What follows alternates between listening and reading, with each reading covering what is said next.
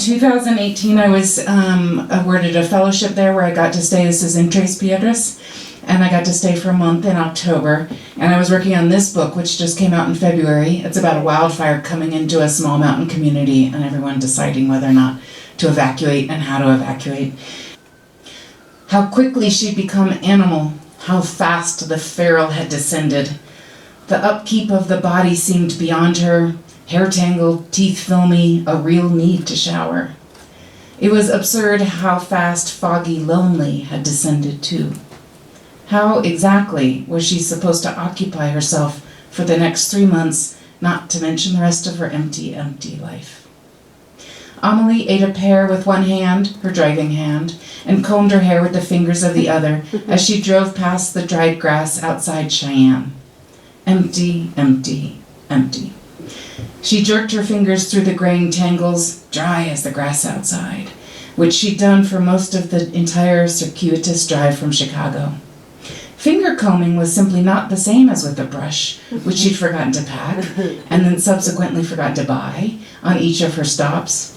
She had the seemingly brilliant idea to grab an extra plastic fork from the cafe in Chadron, Nebraska, but it broke nearly immediately after trying to use it in her unruly hair somewhere right on the Wyoming-Nebraska border in a town called Ditch Creek, which was absurd as the fork. Was it a ditch or was it a creek? How could its status be so poorly defined? She was acting kind of crazy and she knew it. Self-awareness was not reserved for the highly educated white collars of the world, although she suspected they thought otherwise. Anyone with half a plastic fork tangled in her hair should get some help. Anyone who'd left her humble but comfortable home in a rush in order to not let momentum or reason seep in, and anyone who likely hadn't brushed her hair fully in a week or a month before that, well, that person was not well. She didn't care. She could care less. She could care less than caring because she'd hit rock bottom, end of a rope, the place where maxioms or axioms or whatever one called phrases about phrases no longer applied because the world no longer made sense. Bits of sweetly worded wisdom simply did not apply to chaos. Last night, prone in her sleeping bag in her car, she'd listened to a podcast about people who'd experienced a recent breakup or death of a partner and how they had reduced executive functioning. She snort-laughed with the truth of that.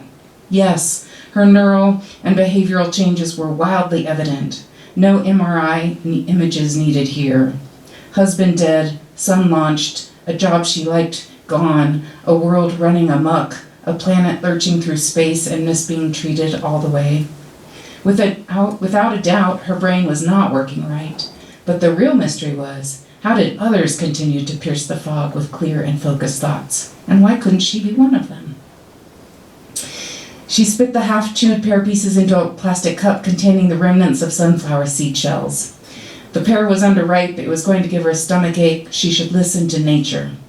Then she reached for her water bottle, and in doing so, spilled the pear bits and the sunflower seeds all over her cup holder and floorboard on her mail, which is when she acknowledged, though, once again, how very wide the gap between the goal of be interesting and being interesting is difficult truth.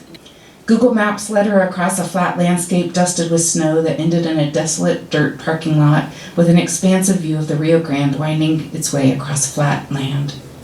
The area had one old car parked in it, which felt like a beacon. She pulled up next to it, got out with Lady, her dog, that she's found and rescued from a bad guy who might be after her, bundled up and started walking alongside the slow-moving river, which was beautifully caught in the in-between stages of freezing water, a dark stream of running water in the middle, ice on both edges. And there it was. Up ahead, the land started to sink, or rather, small red cliffs started to rise up or alongside the river. It depended on how you wanted to look at it. Either the land was sinking or the cliffs were rising, but either way, this was the very beginning of what would become one of the world's most famous and deep canyons downstream. She picked her way along the ice and rocks with Lady trotting nearby, and then they both stopped suddenly. The large tracks of a cat, mountain lion, bobcat, gave her pause. Her heart throbbed. She's from Chicago. She doesn't know. She's got a lot to learn. I know, but she doesn't know. Her heart thrums and her ears went on alert, and her eyes scanned the cliffs, now as deep as she was tall, but all she saw were mud swallow nests clinging to rock.